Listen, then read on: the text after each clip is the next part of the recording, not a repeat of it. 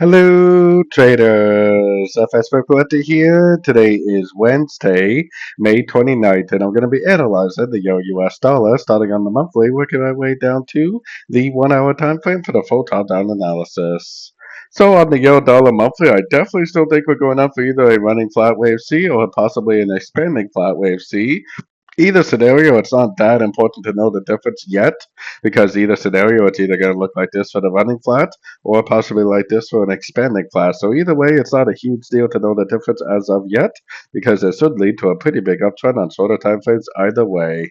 Going down to the weekly time frame, I think this is the end of a wave 2. That would make this right here a wave 1. I think this is a WXY of 2, so a 1 of 3, a 2 of 3. I still personally think we are in a wave 3 of 3, and I still think we need to continue to look for longs at the end of pullbacks on shorter time frames for this wave 3 of wave C, which is either a C expanding flat or a C running flat.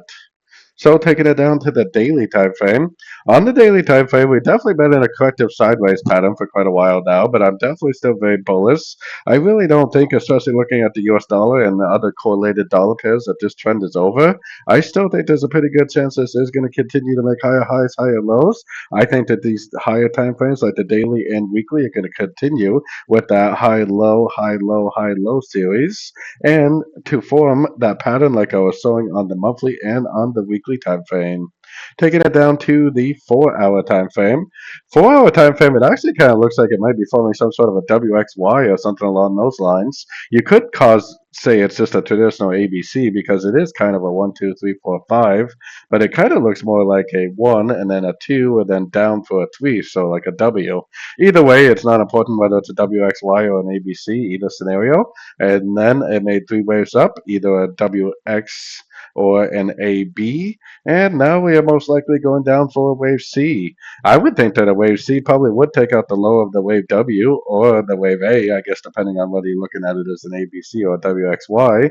If it is a WXY, then it's actually going to make 3 waves for the wave Y. If it's a C, then it should make 5 waves for the wave C.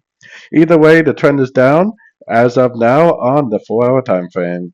Taking it down to the 1 hour time frame, if we zoom out a little bit, I think it'll be a little easier to see because, like I said, I think this is either a W or an A. I think this is 3 ways up for either an X or a B, and we're most likely going down now for a C or a 3. If this really is or a W or a 3, that is, if it really is a W, then it probably would make 3 waves of W like that. It would be an A of W, a B of W, and a C of W. If it's actually just a traditional ABC correction, then most likely it will continue to make lower lows, lower highs, probably down to one of these Fibonacci retracement levels, which really it could be either the 50 or the 61.8. Could possibly even hold this 38.2. Either way, when we do see a nice break of structure on around the 1 to 4 hour time frame at a Fibonacci level with a nice big engulfing move to the upside, that would be exactly what I would be looking for my next entry to go long for the continuation of the uptrend. So either you're trading the short time frames, and if you are, you're still looking for shorts, or you're trading like the medium time frames and you're waiting for the end of this correction to go long for the continuation of this uptrend. So don't forget to join my free Discord channel, which is linked down here in the corner.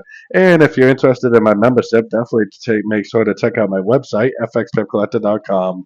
As always, thank you and happy trading.